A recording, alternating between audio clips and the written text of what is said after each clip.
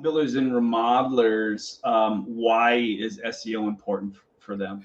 It's incredibly important because it, like you alluded to, it does provide higher quality leads than pretty much any type of other marketing activity. And the reason is simple, because with almost all the other types of marketing that you've got out there, you're kind of an interruption. You're kind of intruding into their day. With search engine optimization, because it only matters, because it only happens when somebody initiates that first search, you aren't an advertiser. You are the solution to the problem that they're having right now, right? And so you entering into the equation as the solution, as given to them by Google, which is something that they inherently trust, it feels like a trusted recommendation. So a lot of home builders really and remodelers really understand the value of a warm introduction, of a warm referral, of like people coming to them in that way. This is the only type of marketing that kind of mimics that, as far as quality of lead, and people that are, you just get people that are more inclined to trust you, more inclined to and give you a real shot at getting that business. You commented on interruption marketing versus permission-based marketing. We talk about that a lot. All of our strategies are based on really permission-based. So in other words, I am a prospective home building or remodeling client. I'm looking for information to build a home or remodel a home. So I'm seeking it. I do my searches. Google is what you're saying is more or less like my trusted advisor, and the search results that come up on that page one, I look at that as like, it's like a friend telling me, hey, you should check out this, this, this, and this. So I see those search results there. It's like, oh, well, I trust Google, so therefore these must be good, relevant options for me. And then I dive in. That's when the fun starts for us, is because then we start to work on establishing trust and value, creating that compelling reason for them to opt in, that permission based, and then getting permission to follow up with them and start that relationship. So I think that's a great way to say it, is like asking a friend, who should I talk to, and Google is that friend.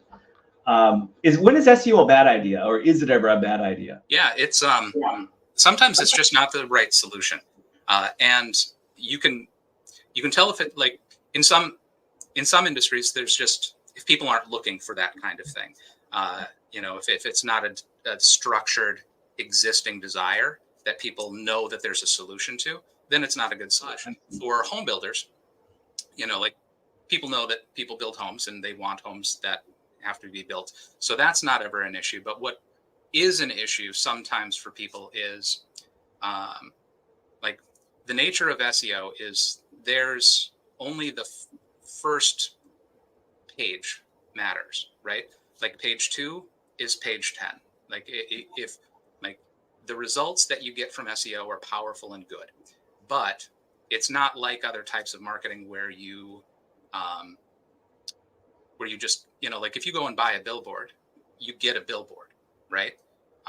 And so there's a very much, you get what you pay for kind of. With SEO, if you're doing it with a company, you're not hiring a company that's just going to give you the first page of Google necessarily. You're paying basically a mercenary who's going to fight on your behalf to change Google's mind. And so, and simultaneously, your competitors are paying other mercenaries to fight on their behalf. And so it's this big fight, and we're all trying to get Google to like us more than them. But it's a constant fight. So now we've had really consistent results, but you have to have the right mindset as a home builder or remodeler. You have to know going into it that it's it's an ongoing fight, and it's not guaranteed. Your rankings will fluctuate because other people are trying, and Google changes its mind about what it values all the time.